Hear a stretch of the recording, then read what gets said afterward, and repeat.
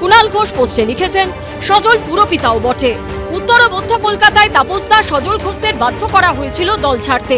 দুজনকেই রাখার চেষ্টা করে ব্যর্থ হয়েছিলাম। আনগাইডেড মিসাইল কখন কোথায় গিয়ে কার কপালে আছড়ে পড়ে কেউ বলতে পারে না। উনি যেটা বলেছেন সেটা ঠিক, আর উনিও আমার সঙ্গে এমন কিছু করেছেন সেটা সম্পূর্ণভাবে অনৈতিক। উনি যেটা বলেছেন ঠিক কেন? আমাকে আটকানোর চেষ্টা একমাত্র উনিই করেছিলেন।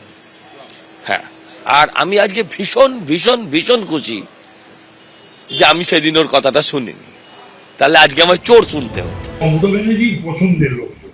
মমতা ব্যানার্জি নাকি পালস খুব ভালো বাজে, পিপুলস পালস।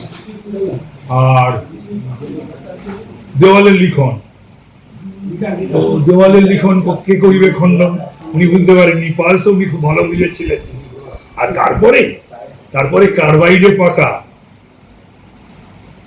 এই ইঁচড়ে পাকা দল বাংলা তার সর্বভারতীয় সাধারণ সম্পাদক।